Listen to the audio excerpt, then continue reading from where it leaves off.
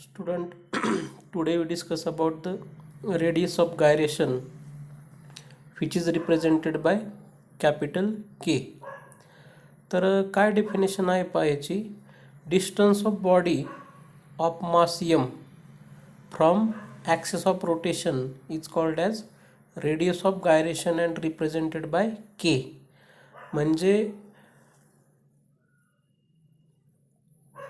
ज्या बॉडीचं मास capital M एवढं आहे, जिचं डिस्टन्स ॲक्सिस ऑफ रोटेशनपासून K एवढं आहे, तर त्या डिस्टन्सला आपण काय म्हणतोय, रेडियस ऑफ गायरेशन. जसं आपण मोमेंट ऑफ इनर्शियामध्ये पर्टिक्युलर कोणत्या एका पार्टिकलचं ॲक्सिस ऑफ रोटेशनपासूनचं डिस्टन्स आरने दाखवत होतो, तसं इथं आपण केने दाखवतोय. ठीक आहे. तर काय डेफिनेशन सांगितलं आपण, distance of body of mass m from axis of rotation is called as radius of gyration and represented by K. तर आपण I इज इक्वल टू काय लिहित होतो आत्तापर्यंत, I is equal to mr². फक्त आरच्या ऐवजी काय आला, K आला, तर Kचा स्क्वेअर लिहिला. I is equal to mk². Therefore k² is equal to I upon m. Square root घेतला, K is equal to under√ I upon m. ठीक आहे. तर this is equation for radius of gyration. ह्याच्यामध्ये I म्हणजे काय, moment of inertia of body, m is mass of body and K is radius of gyration. आता साहजिकच आहे, radius of gyration म्हणजे डिस्टन्स आहे, म्हणजे ह्याचं युनिट काय येईल, याचा unit metre and CGS unit is centimetre. ठीक, छोटी टर्म होती. पुढं पाहूया.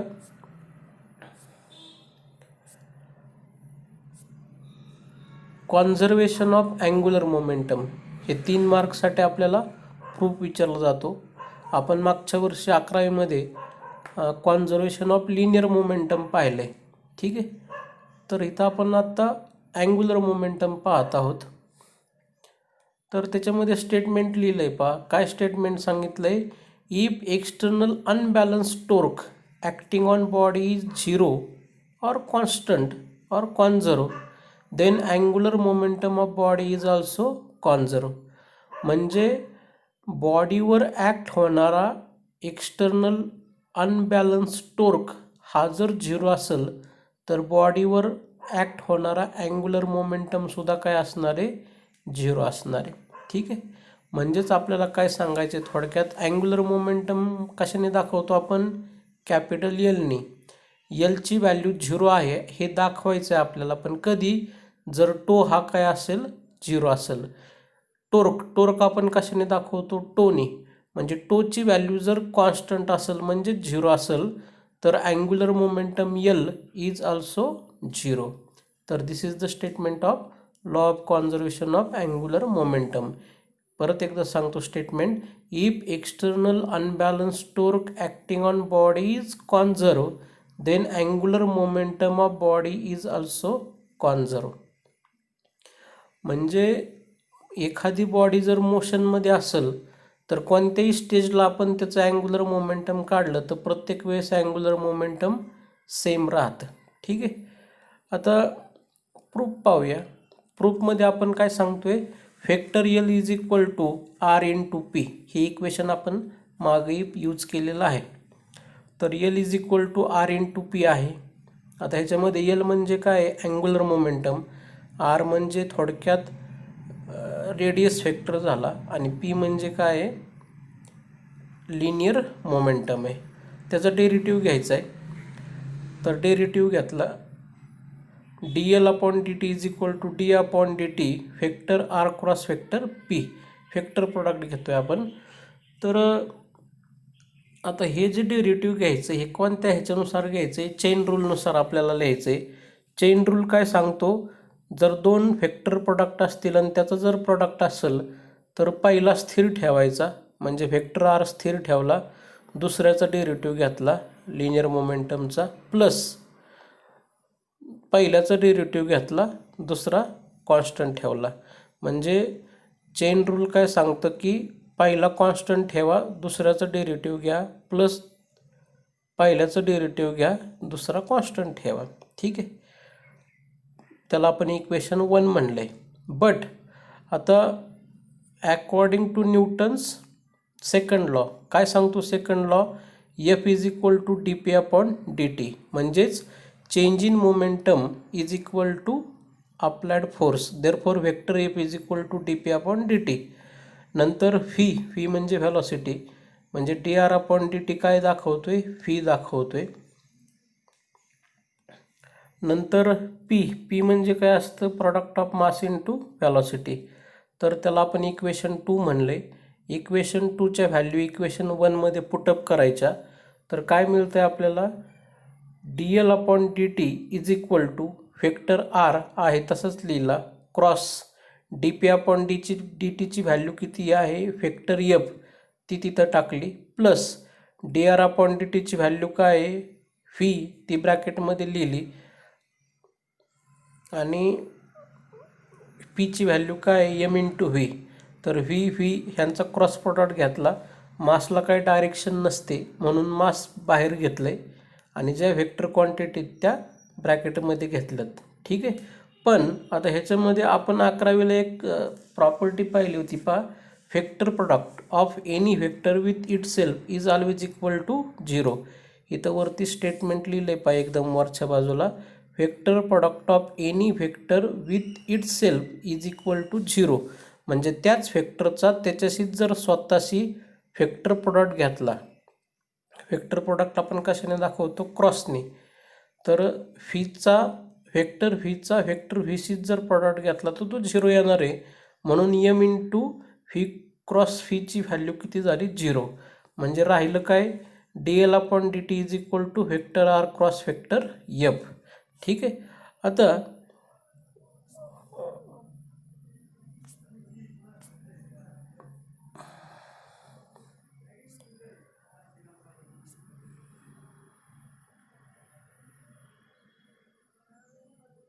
Vector R cross vector F, नंतर पुढं काय लिहिलं आहे पहा.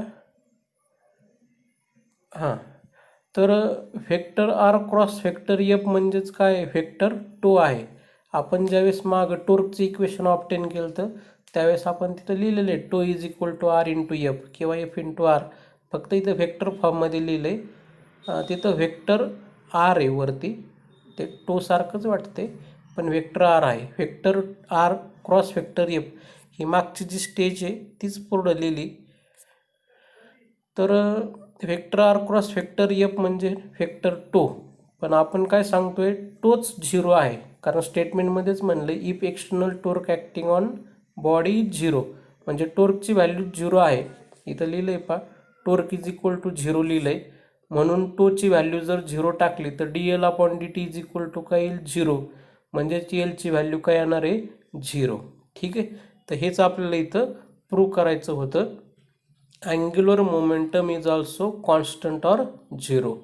तर this is the proof of conservation of angular momentum, जो 3 मार्कसाठी पेपरमध्ये विचारला जातो. एकदम सिम्पल आहे, फक्त 2 इक्वेशन तुम्हाला इथं लक्षात ठेवायचे. Vector L is equal to vector R in cross vector P, जे आपण मागं अँग्युलर मोमेंटमच्या इक्वेशनमध्ये यूज केलेलं आहे. आणि दुसरं vector R cross vector F is equal to tau, हे सुद्धा आपण टोर्क ॲक्टिंग ऑन बॉडीमध्ये यूज केलेलं आहे, नवीन काही नाही आहे. आणि हे इक्वेशन 2मधले सुद्धा आपल्याला सगळे इक्वेशन माहिती आहेत. F is equal to D P upon D T, V is equal to displacement upon time, displacement म्हणजेच इथं आर दाखवतोय displacement. P is equal to product of mass into velocity. फक्त चेन रूल कदाचित तुम्हाला नवीन असेल, तेवढंच फक्त तुम्हाला लक्षात ठेवावं लागेल. चेन रूल म्हणजे काय? 2 व्हेक्टरचा आपण डेरिव्हेटिव्ह घेतो. इथं व्हेक्टर आर पहिला व्हेक्टर आहे आणि व्हेक्टर पी दुसरा व्हेक्टर आहे. तर ह्याचा आपल्याला डेरिव्हेटिव्ह घ्यायचा असेल तर पहिला कॉन्स्टंट ठेवायचा, क्रॉस दुसऱ्याचा डेरिव्हेटिव्ह घ्यायचा, प्लस पहिल्याचा डेरिव्हेटिव्ह घ्यायचा, क्रॉस दुसरा कॉन्स्टंट ठेवायचा. ह्या पद्धतीने लक्षात ठेवा. ठीक आहे. नंतर पाहणार आहोत आपण काही ॲक्सिस ऑफ रोटेशननुसार मोमेंट ऑफ इनर्शियाचे इक्वेशन. आता याच्यामध्ये पहिली जी बॉडी दिलेली, बॉडी कोणती आहे? रिंग आहे, थिन रिंग और हॉलो सिलेंडर. हॉलो सिलेंडर याचा अर्थ जो आतून पोकळ आहे. आपण शेतामध्ये जो पाईप वापरतो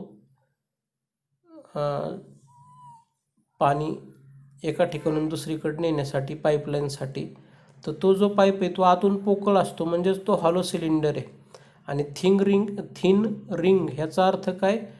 लेडीज ज्या बांगड्या वगैरे वापरतात त्या टाईपची रिंग, किंवा ती रिंगच झाली. ठीक आहे. तर त्याच्या सेंटरमधून जर ॲक्सिस ऑफ रोटेशन पास केला, बॉडीला परपेंडिक्युलर सेंटरमधून जर पास केला, तर मोमेंट ऑफ इनर्शियाची इक्वेशन किती आहे? I = mr². ठीक आहे. म्हणजे पहिला जो कॉलम आहे तो ऑब्जेक्ट कोणता आहे ते सांगतोय. दुसरा कॉलम काय सांगतोय? कुठून ॲक्सिस ऑफ रोटेशन पास केला. तिसरं कॉलम इक्वेशन दाखवतोय.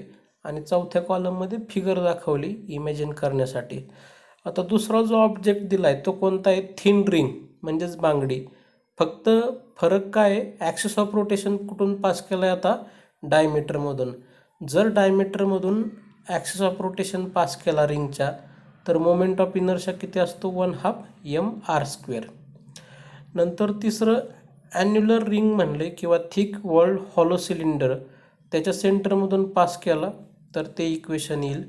त्याचा काही जास्त वापर करावा लागत नाही, पण हे वरचे जे दोन इक्वेशन आहेत त्याचा आपल्याला प्रॉब्लेमसाठी यूज करावा लागतो.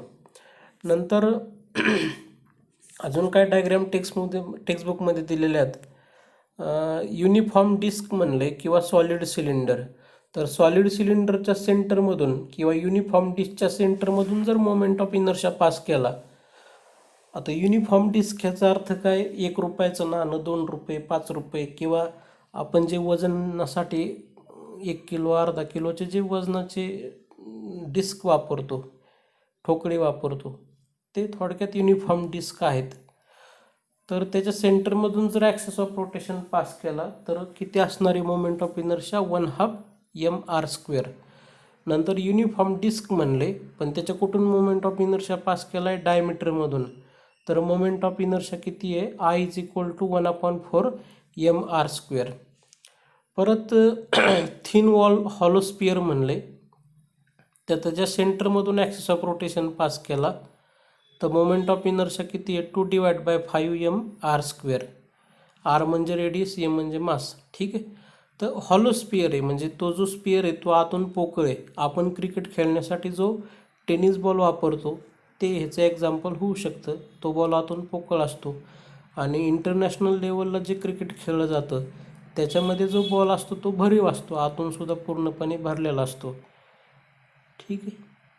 तर सॉलिड सिलेंडरच्या सेंटरमधून जर आपण पास केला, आता इथं म्हणताना सेंटर म्हणले, पण ते थोडक्यात डायमीटरच झाली सॉलिड स्पिअरची.